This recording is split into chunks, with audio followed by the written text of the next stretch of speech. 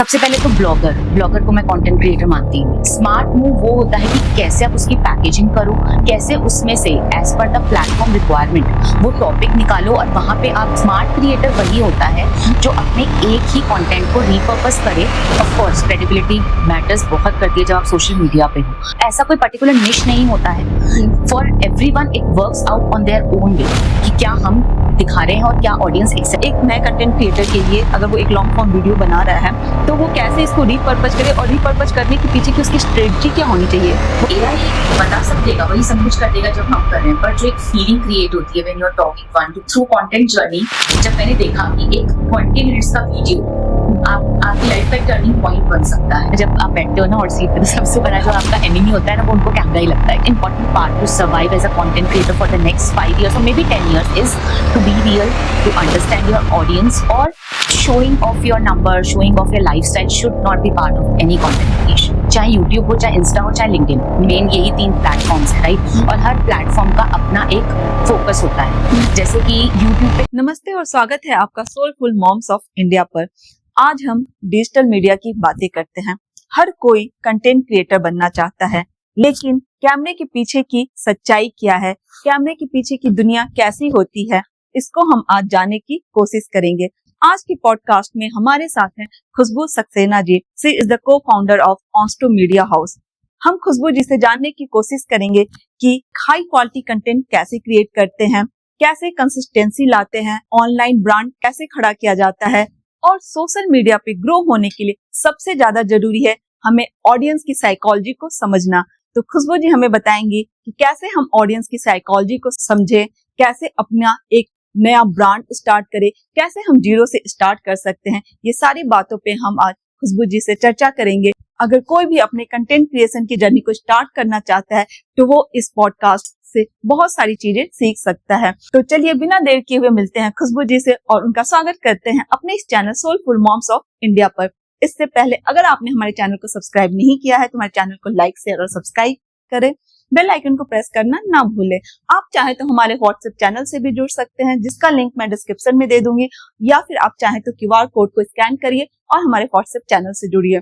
और हमारे जो चैनल का उद्देश्य है कि हम अधिक से अधिक वीमेंस के पास पहुंचे जो इस देश और सोसाइटी के लिए कुछ न कुछ कर रही हैं, और उनकी स्टोरी को आपके सामने लाएं ताकि आप भी उनकी स्टोरी को सुन के खुद इंस्पायर हो सके और आपके अंदर भी कुछ करने की ललक आए। तो चलिए बिना देर किए हुए मिलते हैं खुशबू जी से और स्वागत करते हैं उनका। Welcome to my channel Khushboo जी।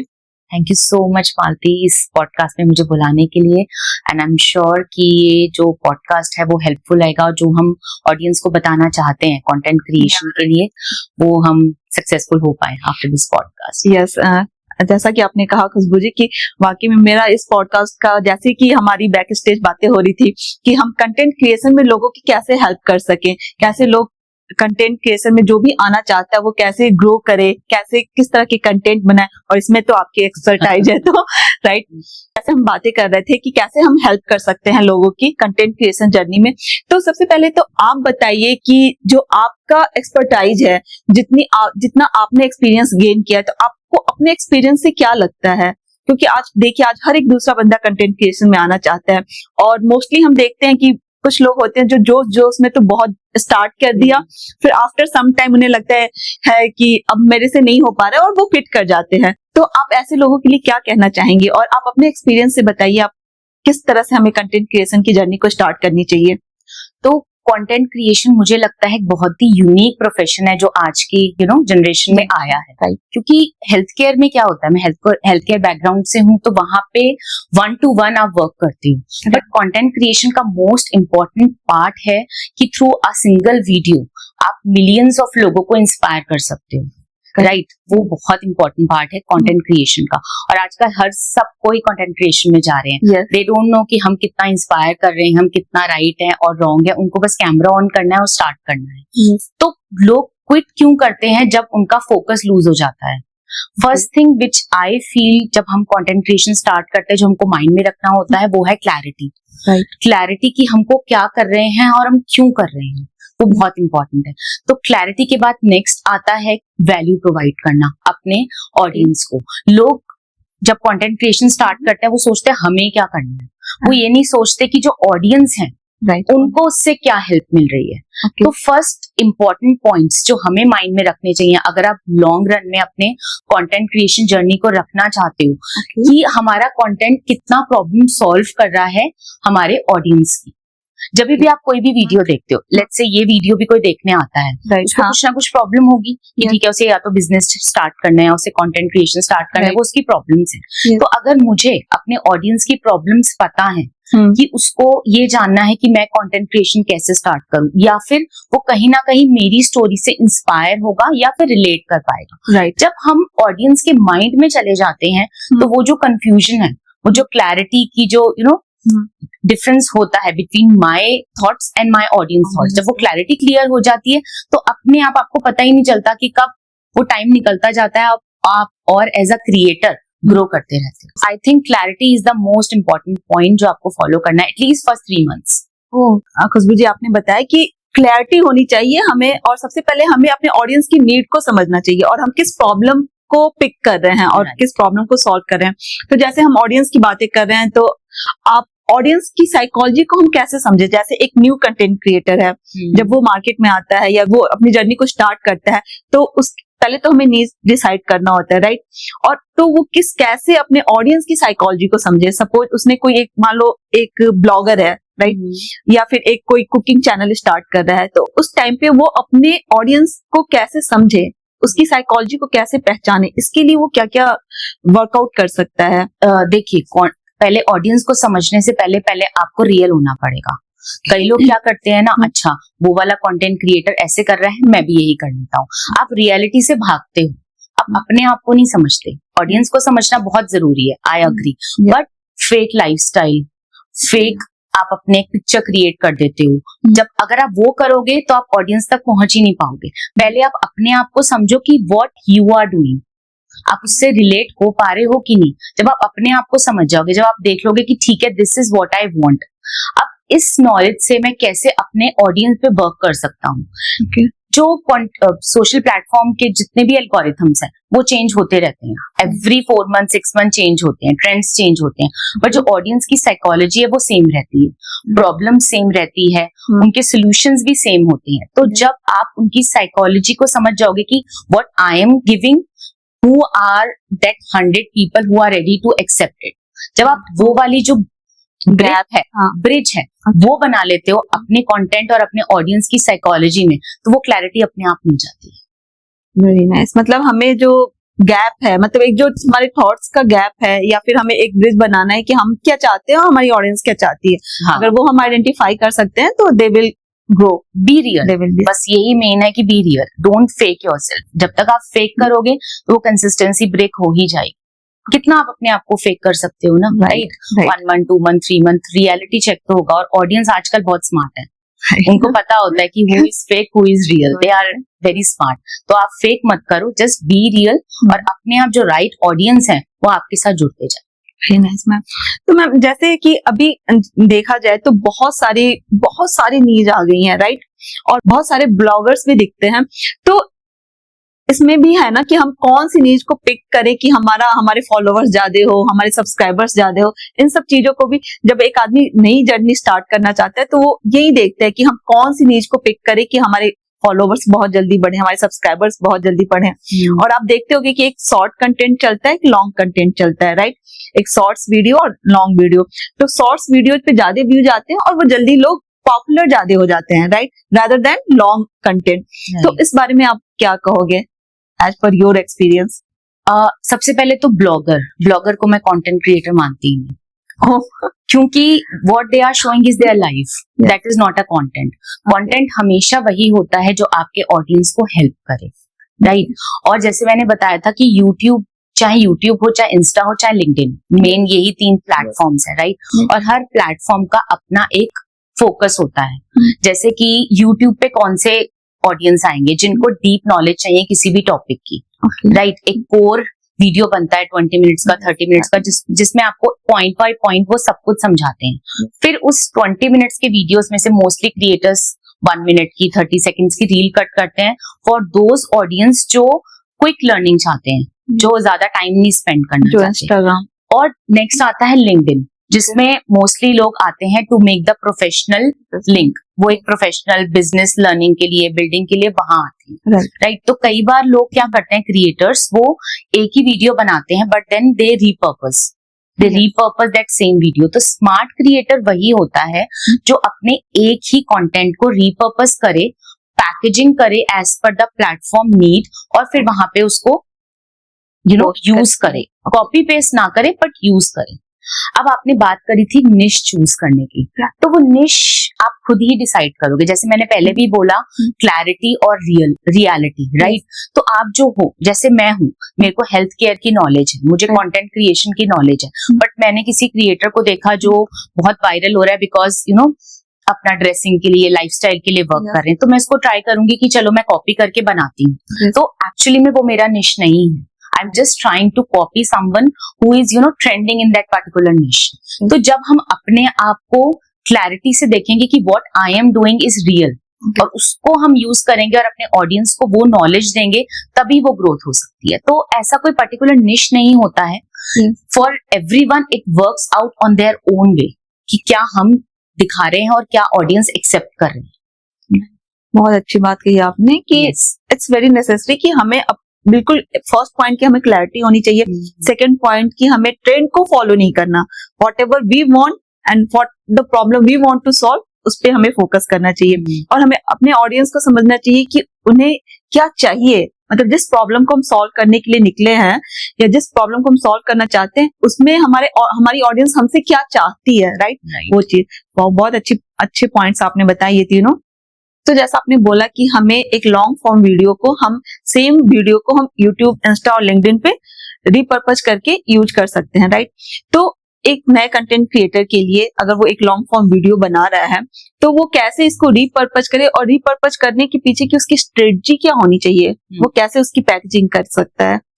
अब रिपर्पस में एक सबसे बड़ा मिथ ये होता है, जो कंटेंट क्रिएटर सोचता है कि एक वीडियो मैंने बना दिया, अब उसको मैं कितनी जगह बस किसी तरह मैं डाल दूं, कहीं तो लोग देख लेंगे। तो वो सबसे बड़ा मिथ है। क्योंकि हर प्लेटफॉर्म का एक फोकस होता है, एक थॉट प्रोसेस होता है, चाहे वो यूट्यूब हो, चाहे वो इंस्टा हो, चाहे वो लिंक्डइन हो। बेसिकली यही 3 प्लेटफॉर्म्स हैं जो आजकल काम करते हैं, राइट। अब अगर हम यूट्यूब की बात करें तो वहां पे मोस्टली लॉन्ग फॉर्म जाता है, 20 मिनट्स, 30 मिनट्स पॉडकास्ट। तो वहां पे अगर कोई भी अपने घर में एक यूट्यूब वीडियो चलाएगा तो उसके माइंड में ये रहेगा कि ठीक है, नेक्स्ट 30 मिनट्स मुझे ये वीडियो देखना है, ताकि जो भी मैंने थंबनेल पे एक टॉपिक देखा उसको मुझे कोर नॉलेज मिले, राइट। और वो माइंड उस थॉट से बैठेगा। जब कोई इंस्टा चलाता है तो वो मोस्टली सर्व कर रहा है कि ठीक है, I am having this free time, चलो इंस्टा देखते हैं। उनके पास टाइम नहीं होता तो वो क्विक नॉलेज देखते हैं। वहां पे उनके पास टाइम नहीं होता कि वो बैठ के 20 मिनट्स की वीडियो देखेंगे या इवन 5 मिनट्स की भी देखेंगे। अब वहीं जब आप लिंक्डइन पे आते हो तो वहां पे आपका फोकस डिफरेंट होता है कि मुझे बिजनेस कनेक्शंस बनाने हैं, मुझे ऐसे लोग निकालने हैं जिनसे मैं बिजनेस कनेक्शन बनाऊं। वहां पे अगर आप 20 मिनट्स का वीडियो डाल दोगे तो आप खुद सोचो वहां पे कौन देखेगा उसको। वो कहेगा कि यार इसका खुद का ही फोकस नहीं है, ये खुद ही प्रोफेशनल में तो ही इज इन टेकी और MBA है मार्केटिंग में, but what is the point of making the 20 minutes video on LinkedIn.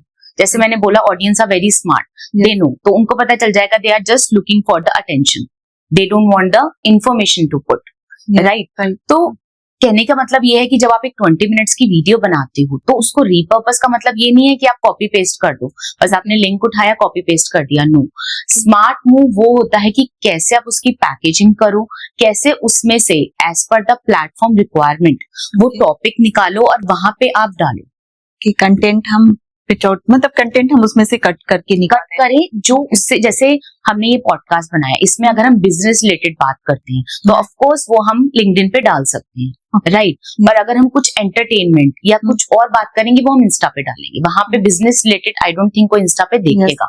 तो उसी में से एज पर द टॉपिक जो भी रिक्वायरमेंट है उस प्लेटफॉर्म की, अब वहां पे उसको पैकेज करके डालो। That will be the smart move rather than just blindly copy paste.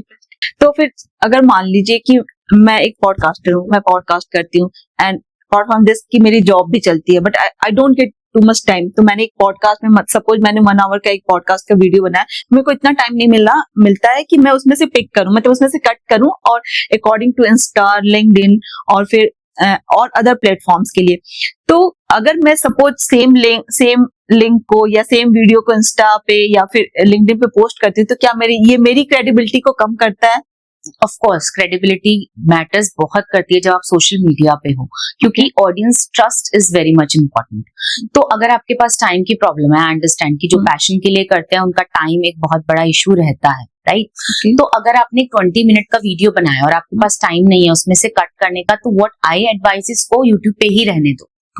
Okay और to save your time what you can do, उसका एक सिंपल एक पोस्ट बना लो, carousels जो इन लिंक्डइन पे चलते हैं, where you can put the topic which you have discussed on the podcast, okay, and with a small caption you can add the link of the video. अगर कोई interested होगा तो वो जाके वो वीडियो देख लेगा, rather than just blindly putting the whole video on the LinkedIn और एनी अदर प्लेटफॉर्म। सिर्फ आप एक पोस्ट रखो विद एडिंग वैल्यू कैप्शन और उसके बाद link.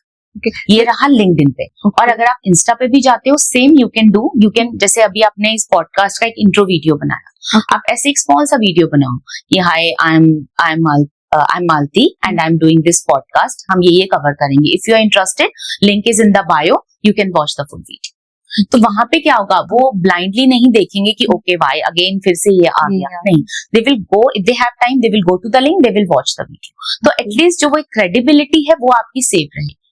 Very nice ma'am, this is a very good point. Content creation की जब बातें करते हैं, इसमें एआई का भी आजकल बहुत इंपॉर्टेंट रोल है, और हम एआई के थ्रू बहुत सारी वीडियो बना के या वॉइस ओवर करके बहुत सारे वीडियोस बनाते हैं, और आप देख सकते हो यूट्यूब पे, इंस्टा पे, हर जगह आपको ऐसी वीडियो मिल जाएंगी। तो आप इसको कितना सेफ समझते हो कि ये एआई वाली वीडियो या फिर जो हम जनरल अपने फेस, अपने ओरिजिनल वॉइस में वीडियो जो बनाते हैं, वो ज्यादा इम्पैक्ट डालेगी या फिर ये एआई वीडियो? ऑफ कोर्स जब हम 1-to-1 बात करते हैं, डिफरेंस वही आता है। अगर हम एक गूगल मीट कर रहे हैं या फिर हम साथ में बैठ के बात कर रहे हैं, वो जो एक्सचेंज ऑफ थॉट्स होते हैं, वो जो एक्सचेंज ऑफ फीलिंग्स होती हैं, वो तभी आता है when you have that human touch, right? AI बता सब देगा, वही सब कुछ कर देगा जब हम कर रहे हैं, पर जो एक फीलिंग क्रिएट होती है when you are talking 1-to-1, right, वो आप एआई में रिक्रिएट नहीं कर सकते। एआई से हम अवॉइड नहीं कर सकते, तो एआई से हम ये कर सकते हैं कि कैसे अपने टाइम को सेव करें और अपनी जॉब को हम इजी बनाएं, राइट? तो हमारी टीम भी यूज करती है एआई, बट कहाँ पे यूज करना है, that is the smart move.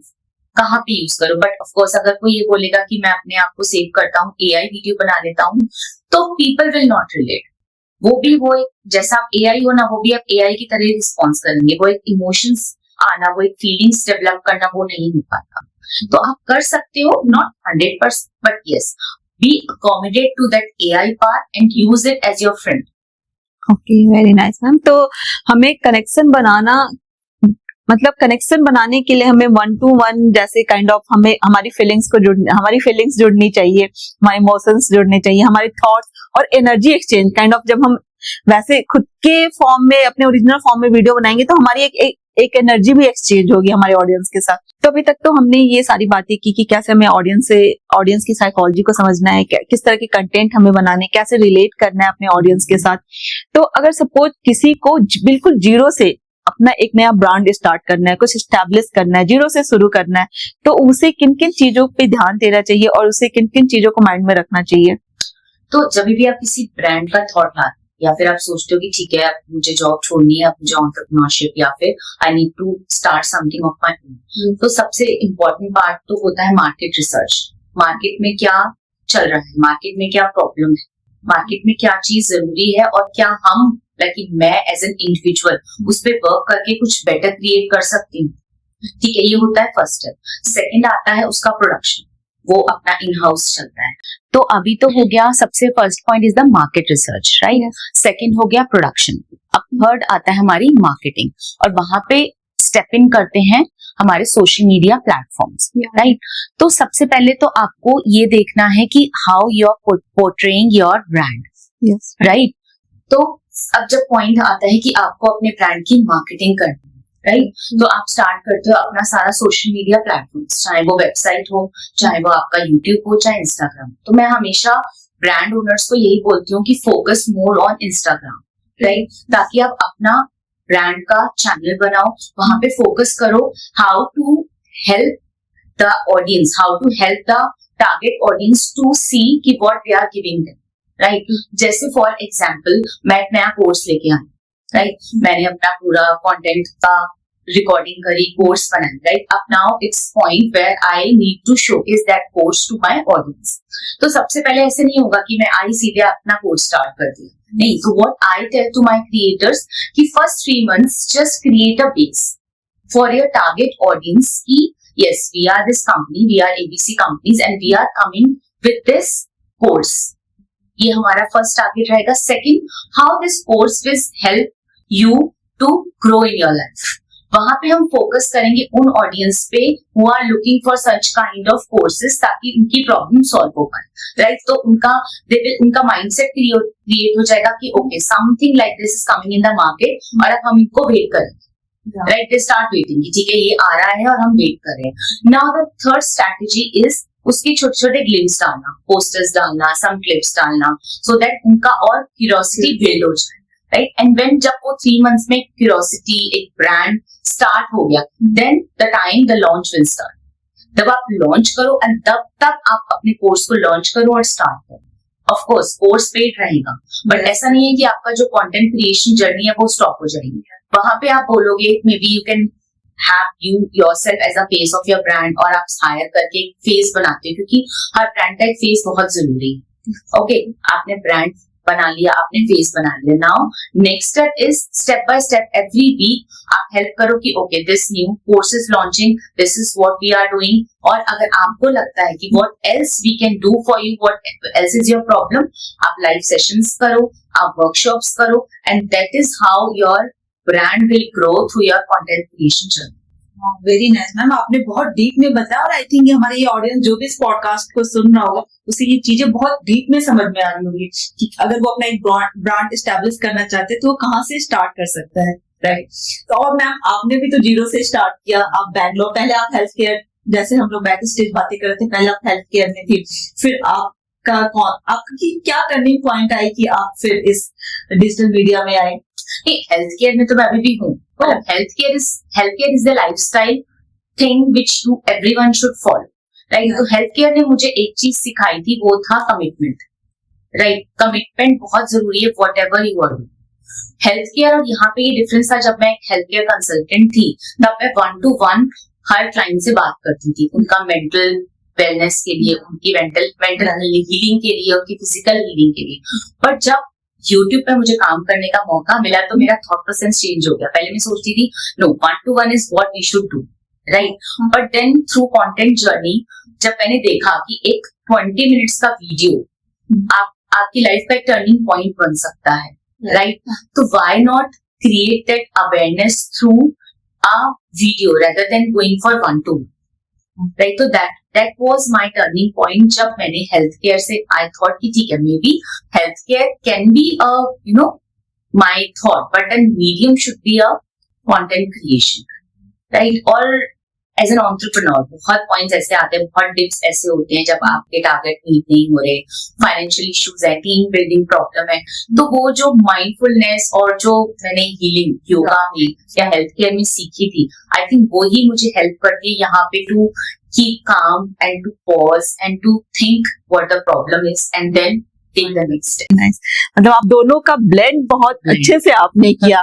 Health care मुझे बहुत वेरी नाइस मैम. तो आप मैम जब आपने इस मीडिया हाउस की स्टार्टिंग की थी तो आई एम श्योर कि आपने भी बहुत सारे चैलेंजेस फेस किए होंगे, तो आप उस जर्नी के बारे में बताइए. आपने किस तरह के चैलेंजेस फेस किए, फिर आप कैसे ओवरकम की? तो जब ये हमने स्टार्ट किया था स्टूडियो, उस टाइम हम भी खुद ही एक कंटेंट क्रिएटर्स थे. तो आइडिया बहुत था कि जब एक कंटेंट क्रिएशन जर्नी स्टार्ट होती है, क्या क्या प्रॉब्लम्स कोई क्रिएटर फेस करता है. It's not just about आपने बैठा आपने स्क्रिप्ट लिखी हो गया. There in Onsto we not just give them a simple place, a platform, but we try to create an ecosystem for the creator, जहाँ पे आप सिर्फ अपनी स्क्रिप्ट के साथ आओगे. Other than that, जो भी सपोर्ट चाहिए my team will provide. चाहे वो ऑडियो प्रोडक्शन हो, चाहे वो वीडियो प्रोडक्शन हो, चाहे वो एडिटिंग हो, चाहे वो any kind of सपोर्ट हो, वो हम एज अ टीम प्रोवाइड करें. और वो you don't know how much it helps a creator. वो उसका जो हाफ जो माइंड का स्ट्रेस होता है ना, वो चला जाता है when they step in the studio. उनको पता है सब कुछ सेटअप रेडी है. तो चैलेंजेस तो हर चीज में फेस होते हैं, चाहे आप एक एम्प्लॉय हो चाहे आप एम्प्लॉयर हो. अगर हम चैलेंजेस को सोचते रहेंगे तो आप वर्क नहीं कर पाओगे. वर्क होता है तभी जब आप कमिटमेंट फॉलो करते हो. जैसे कि आप जिम में जाते हो, राइट? तो आप इसलिए नहीं जाते, इट्स अ चैलेंज. वो आप इसलिए जाते हो कि आपने अपने आप से कमिटमेंट किया होता है कि मुझे ये करना है एवरी डे. तो सेम फॉलो होता है एक एंटरप्रेन्योर के लिए. चाहे आप एक स्टूडियो रन कर रहे हो, चाहे आप एक प्रोडक्ट रन कर रहे हो, चाहे आप एक टीचर ही क्यों ना हो. जब आप अपने कमिटमेंट के साथ एवरी डे टर्न अप होगे और वर्क करोगे तो वो प्रॉब्लम्स अपने आप धीरे धीरे सॉल्व होती ही जाएंगी. Very nice ma'am. तो मैम जैसा कि आपने कहा, तो जैसे जब भी एक नया कंटेंट, अगर सपोज आपने यहाँ पे जीरो से स्टार्ट किया, ओके, आपने ये इतना बड़ा स्टूडियो एस्टेब्लिश किया, तो जब भी हम स्टार्टिंग में एक कंटेंट क्रिएटर आते हैं तो उसके सामने सबसे बड़ा चैलेंज तो ये आता है कि उसके या माइंड में उसके तो रहता है, हाँ मुझे इस चीज पे वीडियो बनानी है, लेकिन मैं कौन सा माइक यूज करूँ, किस तरह की लाइटिंग यूज करूँ. तो इन सब चीजों में कैसे आप उसके लिए क्या सजेस्ट करना चाहेंगे? अगर आपको घर में स्टार्ट करना है तो बेसिक जो 3 रिक्वायरमेंट्स होती हैं वो होती हैं गुड कैमरा और a smartphone will work, decent lighting with setup जहाँ पे साउंड प्रूफिंग हो, क्योंकि वो साउंड बहुत ज्यादा इंटरवीन करता है. और जो मोस्ट इंपॉर्टेंट पार्ट होता है जो मोस्टली लोग मिस कर देते हैं वो होता है ऑडियो. क्योंकि ऑडियो क्लैरिटी बहुत जरूरी है. लोग फोकस करते हैं नहीं कैमरा अच्छा हुआ, हम अच्छे दिख रहे हैं, सब कुछ क्लीन है, पीछे बैकग्राउंड अच्छा है, बट मुझे लगता है कि whenever audience watch the video और एनीथिंग, वो थोड़ा सा ब्लर वीडियो होगा वो देख लेंगे, पर अगर ऑडियो क्लियर नहीं होगा they will not watch the video, वो स्किप कर देंगे. तो मोस्ट इंपॉर्टेंट होता है ऑडियो का, राइट? हाँ. और नेक्स्ट होता है कि जब आप क्रिएटर आता है वो सोचता है कि ठीक है मैं एडिटिंग भी कर लूं, मैं शूट भी कर लूंगा, मैं स्क्रिप्ट भी बना लूंगा, मैं सब कुछ कर लूंगा. आई अंडरस्टैंड कभी कभी फाइनेंशियल इश्यूज होते हैं कि आप नहीं हायर कर पाते, राइट? दैट टाइम पे it's fine, you can create a small setup at your place and you can do. But the moment you feel कि मुझे अब नेक्स्ट स्टेप लेना है, that time that's the right time जब आपको एक right team hire करनी है. क्योंकि if you try to put your hands in everything तो वो कुछ भी बेस्ट नहीं होगा. ना आप ये ठीक से कर पाओगे, आप स्ट्रेस में रहोगे, ना प्रोडक्शन कर पाओगे, ना पोस्ट प्रोडक्शन. तो I feel when you think कि अब नेक्स्ट स्टेप आ गया है, then you have to hire a good team जो आपके हर पार्ट को इंडिपेंडेंटली हैंडल करेगी और उसको नेक्स्ट लेवल पे लेके जाए. ओके, तो जितना मैं समझ पा रही हूँ कि सबसे पहले अगर एक कंटेंट क्रिएटर अपनी जर्नी को स्टार्ट करना चाहते हैं तो सबसे पहले तो उसे एक ऑडियो पे, साउंड क्वालिटी पे सबसे ज्यादा ध्यान देना, उस पर ज्यादा इन्वेस्टमेंट करना है और उससे पहले अपना एक बेस बिल्डअप करना है. जब उसका एक बेस बिल्ड हो जाए कि हाँ अब मतलब अब मैं इसमें, मतलब उसे खुद का भी वो पता चल जाएगा कि हाँ अब मैं इसमें कर सकता हूँ, अब यही मेरा ब्रेड एंड बटर है और मैं इसमें आगे बढ़ना चाहता हूँ, then he can move on. क्योंकि कई लोग क्या करते हैं ना, उनको पैशन में करते हैं, स्टार्टिंग में करते हैं, 5-6 लाख इन्वेस्ट कर दिए, but initially to be very honest कुछ नहीं होता है.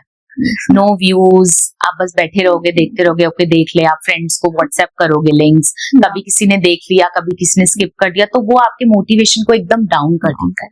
एंड व्हेन यू नो कि मैंने यार 5-6 लाख स्पेंड कर दिया है इस पे, now what? So I will not suggest anyone, even if you have that bandwidth of spending 5-6 lakh, initially आप small setup से start करो, focus करो अपने ऑडियंस समझने में, अपने कंटेंट पे, एंड व्हेन यू थिंक नहीं this is the right thing for me, अब मुझे नेक्स्ट 5 years यही करना है, that is the time when you start investing. उससे पहले डोंट इन्वेस्ट. स्टार्टिंग में ही अगर कोई क्रिएटर इतना पैसा लगा देता है, मतलब सपोज उसके पास है फिर भी, अगर he can able to manage those expenses then it's fine, है ना. बट स्टिल कि वो इतने सारे पैसे लगाने के बाद अगर उसको कुछ उसका आउटपुट नहीं मिलता है, व्यूज नहीं मिलते हैं, सब्सक्राइबर नहीं मिलते, then he or she will get demotivated और नहीं अब कुछ नहीं हो रहा, फिर उसे लगेगा total waste of time and money, बहुत हो गया. इसलिए हमें पहले स्टार्टिंग में we can create one base and after that we can move on, ताकि आप डीमोटिवेट ना हो. क्योंकि डीमोटिवेट सबसे पहले तभी होते हो जब आप स्पेंड कर रहे हो बट वापस कुछ नहीं मिला, देयर इज नो ROI. ठीक है, तो पहले आप वर्क करो अपने पे, स्मॉल बेस पे, और जब आपको लगे कि ठीक है this is the time I have to go to the next level, then only start. That's what Onto Media Studio is here. So like whoever want to start their journey, they can only focus on their content and you will take care of all the things like all the audio, lighting and all the things, very nice. तो मैं देखती हूँ कि market में बहुत सारे studio, podcast studio, या फिर जो भी अपने ब्रांड के लिए अपना कुछ वीडियो शूट करना चाहता है या फिर मार्केटिंग के लिए, तो बहुत सारे अभी स्टूडियो, मीडिया हाउस हैं हमारे इस बैंगलोर में। इवन अगर मैं बात करूं बैंगलोर की, तो आप ऑनस्टो मीडिया स्टूडियो में क्या अलग देते हो ताकि लोग आपके यहाँ आपके स्टूडियो में आए? स्टूडियो तो सेम होते हैं सारे, वही सेटअप होता है, वही कैमरा, लाइट्स, टीम, सब कुछ वही होता है। Okay. अलग की अगर आप बात करेंगे तो जो यहाँ पे अलग मिलेगा आपको वो होता है सपोर्ट सिस्टम। जैसे मैंने पहले भी बोला था कि जब क्रिएटर एंटर करता है अपने स्पेस में, तो यहाँ पे जब वो बैठता है ना, तो वो मैं उसको बोलती हूँ कि आप बिल्कुल जो भी फैमिली प्रॉब्लम है, जो फाइनेंसेस है, जो हेल्थ प्रॉब्लम्स है, वो सब छोड़ के यहाँ पे आना। डोंट ब्रिंग दैट जब आप एंटर कर रहे हो, जब आप यहाँ पे बैठ के रिकॉर्ड कर रहे हो, राइट? तो वो एक पीस होना बहुत जरूरी है हर क्रिएटर के लिए जब भी वो शूट करता है। तो I don't know about other studios, but हाँ, यहाँ पे हम ट्राई करते हैं कि जब भी कोई क्रिएटर आ रहा है, फर्स्ट पॉइंट तो उसको एक फैमिली इन्वायरमेंट मिले, फ्रेंडली सर्कल मिले, कि ऐसा नहीं है कि मैं I am paying them and they are working for me. They should not feel like that. उनको ये लगना चाहिए कि this is my team, this is my support system, बस मैं फोकस करूं कि what I am speaking to the camera, बाकी सब वो देख लेंगे। चाहे, क्योंकि प्रॉब्लम्स बहुत आती है whenever we are in the video production, चाहे वो ग्लिचेस हो, चाहे वो कभी इलेक्ट्रिसिटी फेलियर हो गया, कभी ऑडियो काम करना बंद कर गया, वो सब बहुत प्रॉब्लम्स आती हैं। मोस्टली स्टूडियोज बहुत प्रोफेशनल होते हैं, ओके सर नहीं हो रहा, you can go, we will do somewhere else, ऐसे होता है। बट यहाँ पे हम कोशिश करते हैं to build that networking, to build that ecosystem, क्योंकि बहुत जरूरी है कंटेंट क्रिएशन में आप नेटवर्क बिल्ड करो। You can't work in silos, right? You have to build a network. तो जब भी हमारे पास कोई यहाँ पे क्लाइंट आता है, he is not just a booking for me कि ठीक है दिस इज अ बुकिंग, आप करिए, आप जाइए। आई ट्राई टू अंडरस्टैंड कि what they are doing, how much different they are, and how I able to make them grow as an creator. So that is what I try, at least. I don't know कितना मैं कर पाती हूँ, but yeah, whoever client come here, they come with the problems. They say, okay, Khushbu is here. Let's discuss. This is my problem. Or I try to, make the network between the creators. Very so nice. that is the main thing which we try to follow in OnStore. Oh, very nice, ma'am. Like आप खुद की तरफ से initiative लेते हुए सारी चीजों को करने के लिए और उनकी प्रॉब्लम को सॉल्व करने के लिए, that is a very good and inspiring also. तो खुशबू, जैसे कि अगर आपके स्टूडियो में पहली बार कोई आता है, तो पहली बार जब भी कोई कैमरा फेस करता है तो बहुत नर्वस होता है, और तो फिर उस टाइम पे आप उसे कैसे, उसकी फियर को दूर करती हैं, कैसे उसे काम करती हैं? तो कैमरा, जब आप बैठते हो ना हॉट सीट पे, तो सबसे बड़ा जो आपका एनिमी होता है ना, वो उनको कैमरा ही लगता है कि इस कैमरे को हटा दो। बस जब कैमरा हट जाएगा मैं बोल लूंगा। तो उनको मैं ये बोलती हूँ कि कैमरा इज नॉट अ जज। कैमरा कोई जज नहीं है जो आपको जज करेगा आप सही हो गलत हो, right? Camera is just the medium to transfer your content to the audience. तो आप उसको मत देखो, आप बस फोकस करो कि आप क्या बोल रहे हो। और इवेंचुअली क्या करते हैं ना, धीरे धीरे जो क्रिएटर्स होते हैं वो कैमरे को अपना फ्रेंड बना देते हैं। बस वो कैमरे को देखते हैं तो उनको लगता है कि ही इज माई फ्रेंड, बस मैं उसको बता रहा हूँ। चाहे वो प्रॉब्लम्स, अगर प्रॉब्लम शेयर करें तो he is the someone who is facing the problem, मैं उसको समझा रहा हूँ। तो मेक कैमरा योर फ्रेंड। आप उसको ये मत सोचो कि द कैमरा विल जज यू, कैमरा आपको कुछ गलत बोल देगा। आई अंडरस्टैंड, होता है कैमरा फियर, सबके लिए होता है, स्टेज फियर, कैमरा फियर, जब आप बैठ रहे हो रिकॉर्डिंग करे वो होता है, धीरे धीरे जाता है, it takes time. But what I suggest to my clients, उनको मैं यही बोलती हूँ कि don't take them as your जज, take them as your friend, understand, और उसको बस धीरे धीरे आप करते हो। ओके। कई बार ऐसा भी होता होगा ना कि आपके क्लाइंट्स हैं जो मतलब बोल रहे हैं, फिर कैमरा देख के, फिर वो कभी ऐसा होता है कि बहुत सारे थॉट्स हमारे माइंड्स में आते हैं और फिर कैमरा देख के भूल जाते हैं। हम बोलना कुछ और चाहते हैं हमारे, और बोलते कुछ और है, राइट? तो उस केस में लाइक जैसे कि आपने बताया कि आप उसे वैसे काम करते हो, तो इट्स वेरी नाइस मैम। क्या होता है ना, जो क्रिएटर्स होते हैं कभी कभी ओवर कॉन्फिडेंस आते हैं। जब आप घर में प्रैक्टिस कर रहे होते हो, 10 thoughts come into your mind, right? आप सोचते हो ये भी बोल दूं, ये भी बोल दूं, ये भी बोल दूं, बट चैनलाइज करना, उस थॉट्स को एक प्रॉपर वे में फॉलो अप करना, वो जरूरी है। तो कभी भी आप, जब भी आप बैठ रहे हो, always keep the points, the script in front of you. चाहे आपको 10 साल भी हो गए हैं, अच्छा, स्टिल आई विल से कि कभी कभी कुछ आपके माइंड में चल रहा होता है बट वाइल रिकॉर्डिंग आप स्किप कर देते हो, आप भूल जाते हो, Yeah, राइट? right. तो चाहे 10 साल भी हो जाए आपको कंटेंट क्रिएशन में, keep that points in front of you. Don't think कि मैं कुछ पढ़ रहा हूँ, देख रहा हूँ, व्हाट पीपल विल थिंक कि देख देख के बोल रहा है, नहीं पता, इट्स फाइन, क्या हो गया अगर आप देख के बोल रहे हो, you know what you are saying और उसको आप एक्सप्लेन कर रहे हो, Yeah, राइट? तो right. It's very important to have those points in front of you. Very nice, बहुत अच्छा पॉइंट आपने ये बताया, क्योंकि मोस्टली ये होता है, जैसे मेरे साथ भी ये होता है कि मुझे लगता है कि मैं बहुत सारी चीजें बोलना चाहती थी बट मैं भूल गई, मैं नहीं बोल पाई। राइट, तो ये आई थिंक ये हर एक कंटेंट क्रिएटर जो है ये फेस करता होगा और वो इजिली रिलेट कर पा रहा होगा हमारी बातों से। खुशबू, जैसे अभी जो कंटेंट क्रिएशन की जर्नी चल रही है, तो अगर हम देखें तो आगे आने वाले 3 से 5 सालों में एक सक्सेसफुल कंटेंट क्रिएटर की डेफिनेशन क्या होगी और उसे क्या एक नई स्किल सीखनी पड़ेगी? देखो कंटेंट क्रिएशन तो चलता ही रहेगा, नेक्स्ट 3, 5, 10 इयर्स चलेगा। हाँ, लॉन्ग रन में वही वर्क कर सकता है, जैसे मैंने पहले बोला, जो ट्रेंड को फॉलो नहीं करे। अगर आप ट्रेंड को फॉलो करोगे तो बहुत चांसेस है कि आप डिप कर जाओगे एक पॉइंट के बाद आगे। सेकंड पॉइंट, ट्रेंड फॉलो करना हो गया, सेकंड हो गया कॉपी करना।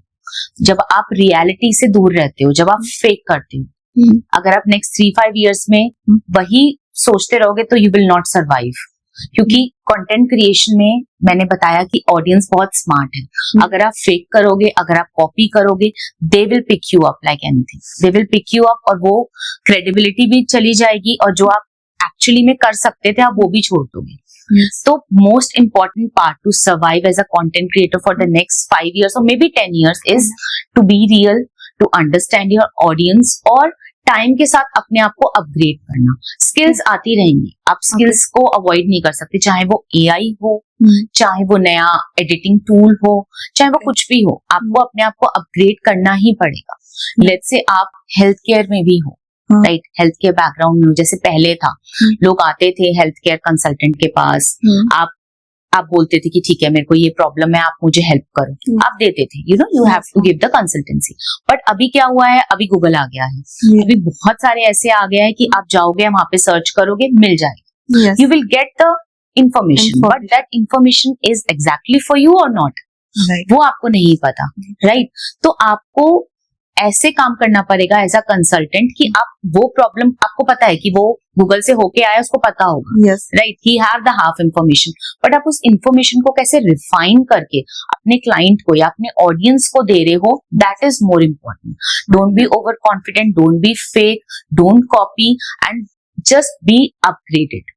तभी आप नेक्स्ट 3 और 5 इयर्स में as a content creator survive कर सकते हो। अगर आप सिंपल कैमरा चला के मेकअप दिखा दिया, कपड़े दिखा दिए, वो नहीं चलेगा, वो नहीं चल पाएगा।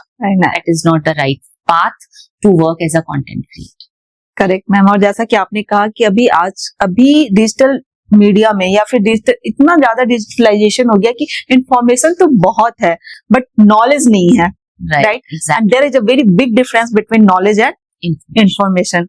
तो आप जैसे बोल रही थी कि हमें 3 to 5 years, next 3 to 5 years survive करने के लिए क्या क्या चीजों को अपने माइंड में रखनी चाहिए।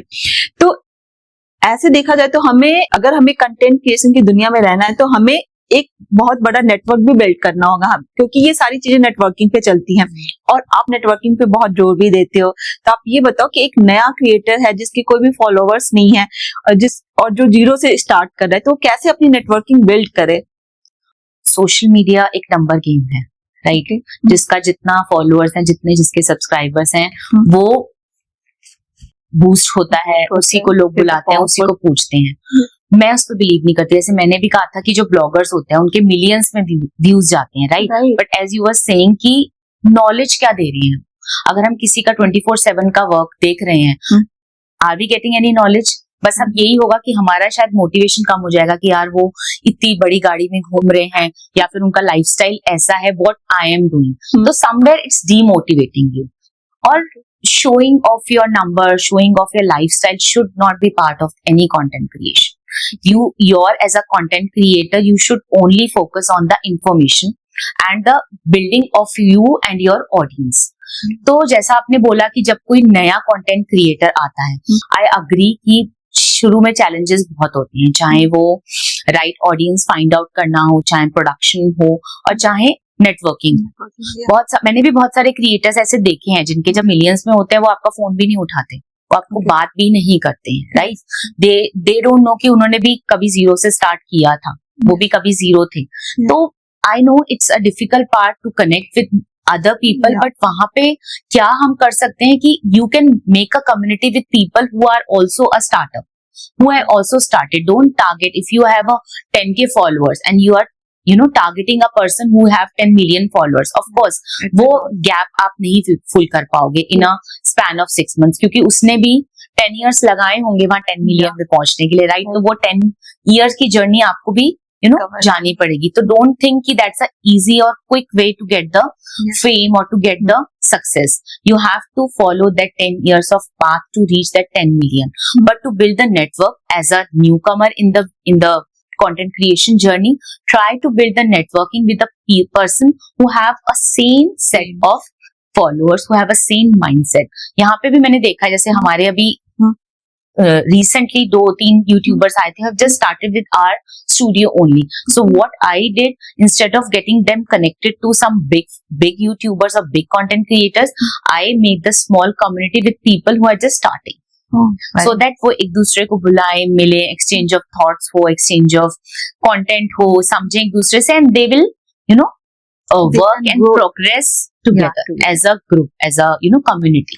तो वही मैं बोलूंगी, if you are a startup, if you are just started, don't think and don't see as a 10 million in a span of 10 months. They should not target the like that kind of people. आप थोड़ा सा patience रखो, उनकी भी journey देखो कि what they did to reach there. उनका भी रहा होगा वो टाइम जब उन्होंने भी स्ट्रगल किया होगा. तो be prepared to face that struggle. Don't look for a quick success. Be patient and work out in the same way. बहुत अच्छे से आपने बताया ये सारी बातें. और खुशबू, जैसे कि अभी आप बार बार ये कह रहे हो कि जो भी ब्लॉगर्स हैं उनको मैं कंटेंट क्रिएटर तो मानती ही नहीं, बट अभी आप देखो तो जो ब्लॉगर्स हैं उनके ही ज्यादा मिलियंस में फॉलोवर्स हैं. वही एकदम उनको, जैसा कि आपने बात की उनकी लाइफ स्टाइल के बारे में कि उसको देख के लोग डिमोटिवेट हो रहे हैं, लेकिन उनके फॉलोवर्स बहुत ज्यादा. इसकी वजह से मैंने देखा है कि बहुत ज्यादा लोग ब्लॉगिंग में बहुत ज्यादा लोग आ रहे हैं, है ना. वो क्या खा रहे हैं, क्या पी रहे हैं, क्या पहन रहे हैं, कहाँ जा रहे हैं, ये सारी बातों को दिखा रहे हैं सोशल मीडिया पे. तो इसके बारे में आप क्या कहेंगे? क्योंकि अगर देखा जाए तो उसमें वो लोग अच्छे खासे पैसे बना रहे हैं, उनके मिलियंस में फॉलोवर्स हैं. तो जो नए क्रिएटर्स आएंगे तो उन्हें ये एक क्विक स्टेप लगेगा कि हाँ मैं तो ऐसे तुरंत करके मैं अच्छे फॉलोवर्स गेन कर लूंगा, मैं पैसे भी कमाने लगूंगा, तो वो उस डायरेक्शन में ही मूव होंगे. तो उनके लिए आप क्या कहना चाहेंगी? पहले तो जो ब्लॉगर्स होते हैं, मैंने बोला वो कंटेंट क्रिएटर्स नहीं है. तो जो भी ब्लॉगर्स बनने की सोच रहे हैं उनको कुछ वैल्यू ऐड नहीं करनी. They are not looking for adding value to any of the people. They are just want fame.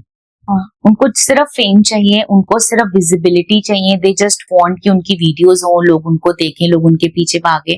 और इंडिया में ऐसे लोगों की कमी नहीं है who just want, उनका फ्री टाइम है, they just want to see flashy lifestyle, they just want to see flashy cars, lifestyle, costume, सब कुछ देखना है उनको. बट उस पे वो कैसे वर्क करें वो ना वो बताते हैं और ना वो सोचते हैं, राइट. क्रिएटर्स भी ऐसा कुछ नहीं बताते, they just show off, और लोग उनको देखते हैं. तो वो क्रिएटर्स नहीं है. तो अगर आपके माइंड में थॉट ये है कि I just want the fame, right, तो आप ब्लॉगर बनो, not a problem. I am not against कि आप ब्लॉगिंग मत करो, you can do, but then your target should be to get the fame, to get the followers, right? But if you are thinking to adding value, to create some valuable content, a knowledge based content, then blogging is not for you. Oh, very nice. Right. So here the thing is, be a blogger, we get the fame. तो fame मिल रहा है. I think अगर मैं भी बैठ के रोज दिखाऊंगी तो जैसे बिग बॉस है, right? People watch Big Boss. क्यों? उनको बस they like it कि ये क्या कर रहे हैं, what they are doing, what they are eating. Maybe I can get something from them. Maybe I can learn. But वो कुछ टाइम का रहता है. They will get the fame, but they will not get that क्या बोलूं मैं, respect as a content creator. Right? Yes. Very nice point, ma'am. जो आपने कहा ना, respect as a content creator. I think वो किसी के millions में भी followers हो जाए तो भी वो ये चीज नहीं गेन कर पाते, जो रिस्पेक्ट. जिसके अगर कोई एक वैल्यू एडेड क्रिएटर है जो जिसके उसके से 10K भी व्यूवर्स हैं, तो उनकी ज्यादा रिस्पेक्ट है. तो ये पॉइंट आपने बहुत ही अच्छे से कहा, और मुझे आपकी ये बात बहुत अच्छी लगी कि अगर आपको फेम चाहिए तो you can go for the blogging. Yes. But if you want to add value, or you want to give something for the do something for the society, or you want to give something for the society, then you have to be a good content creator. Very nice, बहुत अच्छे से बताया आपने, बहुत अच्छे से explain किया, और शायद हमारे व्यूवर्स ये बहुत अच्छे से डिफरेंशिएट कर पाएंगे कि ब्लॉगिंग क्या है और एक कंटेंट क्रिएटर क्या है, और इन चीजों को डिफरेंशिएट करके वो अपने जो भी जर्नी स्टार्ट करना चाहते हैं उसे बहुत अच्छे से आइडेंटिफाई करके स्टार्ट कर सकते हैं कि either they want to get name. आजकल मैंने देखा है स्कूल के बच्चे भी होते हैं ना, कॉलेज के बच्चे हैं, स्कूल के बच्चे हैं, दे जस्ट वांट कि ठीक है इंस्टा पे लाइक्स आ जाए, तो वो क्या करते हैं, बस फोन आगे रखा, ड्रेसिंग अप कर रहे हैं, मेकअप कर रहे हैं, that is not a content. उनको आई थिंक हम एक नया टर्म आ गया इन्फ्लुएंसर, वो इन्फ्लुएंसर बन गए, they are not content creator, same way bloggers are not content creators. I don't know what we call them, but they are not content creators. They are not influencing anyone also. बस they just want to be on the camera, to be on the social media, कि उनकी भी reels viral हो, बस वही उनका thought process रहता है, to start the video. That's it. बहुत अच्छे से आपने डिफरेंशिएट किया influencer, blogger and content creator, very nice. तो खुशबू, जब हम मीडिया और प्रोडक्शन इंडस्ट्री की बातें करते हैं तो मोस्टली देखा जाए तो ये मेल डोमिनेंस है, और ऐसे में एज ए वुमेन एंटरप्रेन्योर आपने कैसे इस चीज को टैकल किया? वो तो आप सही बोल रहे हो कि जितनी भी हमारे पास टीम आती है, कहीं भी मैं जाती हूँ, मोस्टली जो टीम होती है वो मेल ही होता है। बहुत रेयरली आई हैव सीन कि 1 or 2 फीमेल होगा, बट मुझे कहीं भी ऐसा कभी नहीं लगा कि it's a dominance, it's your personal choice. May be जो गर्ल्स हैं वो दैट्स देयर पर्सनल चॉइस कि मेरे को मीडिया में नहीं जाना, but as being here in the media industry for the last 3 years मुझे कभी ऐसा फील नहीं हुआ। If you are giving the right idea, if you are giving the right suggestion, right knowledge to the people, they will listen to you.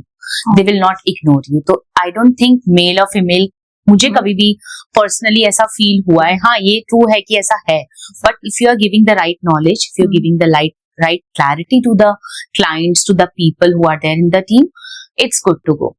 Okay. And it also depends on you, like the person who is in this field. वो उसे कैसे लेता है, कैसे tackle करता है, और या अगर सामने वाला अगर कुछ रिस्पॉन्स कर रहा है तो उसपे उसका रिएक्शन क्या है, रिएक्शन और रिस्पॉन्स। अगर लैक ऑफ नॉलेज है, तो अगर आप फीमेल हो मेल हो, nobody would like to get suggestions from you, right? If the someone who is giving you the suggestion जो आपके सामने है, अगर उसको पता है कि yes this person will give me the right knowledge or give me the right value added knowledge for my content, so he will listen to you, no matter if you're female or male. So I think your knowledge will matter, not your gender.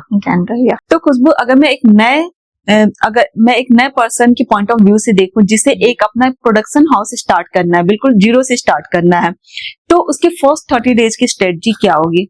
सबसे पहले तो आती है planning, जो लोग miss कर दे, right? वो सबसे पहले देखते हैं कि okay I have the budget, I will start, और डे 1 से they start go for shopping, ठीक है, वो पूछ जाते हैं प्लान, राइट?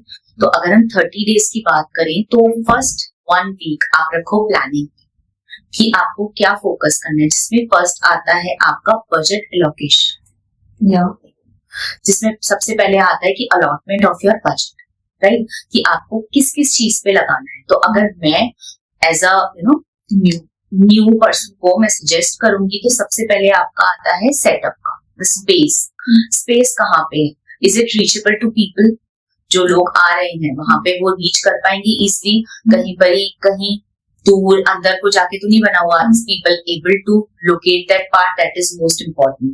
तो जब आप स्पेस चूज करते हो, keep that thing very much in mind that it should be reachable to your people. Then the second thing which comes to the point is आपके आसपास ऐसे स्टूडियोज हैं, अगर आपको अपने आसपास दिखता भी है कि you have the studio, which will be right, there will be studios, right? वहां पे आप जाओ, स्टडी करो कि what is there, what is missing there, which we can build up here in my studio, right? तो वो आपकी रहती है initial plan. Then initially there is very much important कि at least आप अपनी टीम में at least 1 person you hire. Don't try कि आप सब कुछ खुद कर लो, right? At least try to hire 1 person who will be your helping hand. Then उसके बाद आता है to start a purchasing, जिसमें आप अपना space grooming हो गई, then the furniture, then the props, then a good soundproof walls, because in whenever you are start a recording, audio जो मैंने बोला बहुत important होता है, right? तो soundproofing is very much important. And then जब equipments पे आता है, then we need the lights, basic good lights, then the camera, the tripods, the audio, everything is very much important. यहाँ पे आप invest करो and try to be initially keep 1 or 2 setup. Don't go very much expand. जैसे मैंने बोला, चाहे आप कुछ भी कर रहे हो, anything whichever you are doing when you are stepping into the business, don't go very lavish in initially, because you never know what happen next. अगर आपने spend initially 10, 15, 20 लाख spend कर दिया और maybe नहीं हो पाया जो आप expect कर रहे थे, then you end up in debt or in depression or in stress. तो जो भी start करना चाह रहा है अपना studio, let's focus first on initial planning and then very basic setup with one team member. जो मैंने भी किया था. We have also started this space was not like this initially. Yeah. That time it was a simple basic one table, one chair, a basic camera with basic lights. And then initially when we see ki, okay, we are getting clients, we are getting more bookings, we are getting the inquiries, then eventually we hire more people, we expand the team and we keep on adding small things monthly basis. So I think that should be the right strategy, what I feel. Whatever you are saying, that is the correct only. You should not go lavish at the starting moment. And planning. Yeah. Yes. The planning is the main important thing.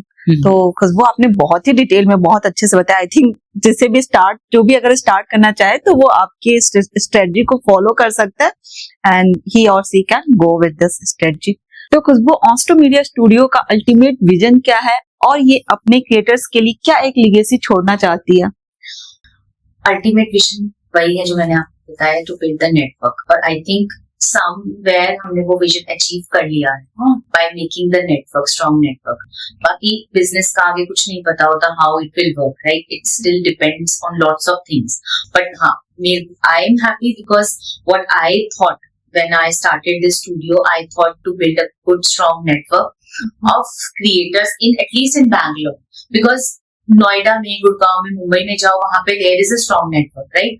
But Bangalore में mostly techie है, mostly people are not that much are in with communication with other creators. People are not that much. क्योंकि जब हमने भी ये studio start किया था, ये थॉट था मेरे माइंड में कि यार कौन पॉडकास्ट करता है, वो डू द पॉडकास्ट, कहाँ कोई आएगा क्या, चलो देखते हैं. But then after that I was surprised, there are so many creators in Bangalore, in every other corner of Bangalore there are creators who are working like you, right? मुझे नहीं पता था कि there are, someone who are working 9 to 5 in some company and then side by side they are doing this podcast since last 1 year, right?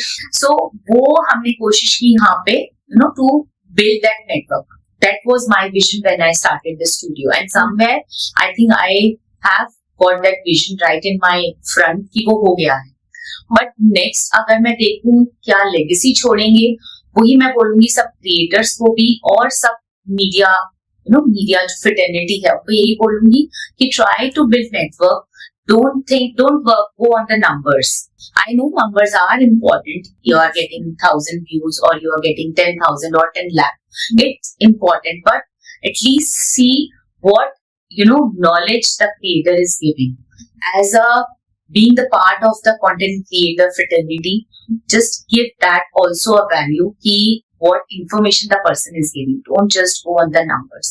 So even if you are any studio owner, if you are a content creator, just try to build that network, try to support the creators and try to give that knowledge, transfer that knowledge to them so that they will not become your competitor, they will be your friend and they will be your partner.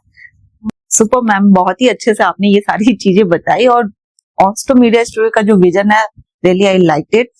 और I think कि जो भी अपने content creation journey को start करना चाहता है, जो भी इस पॉडकास्ट को देख रहा है and who are in Bangalore and they want to start and they have a some like I can say कि अगर आपका एक बेस बिल्डअप हो गया and you want to grow और even you want to start and you want to invest, then you can definitely come to the ऑन्स्टो media studio.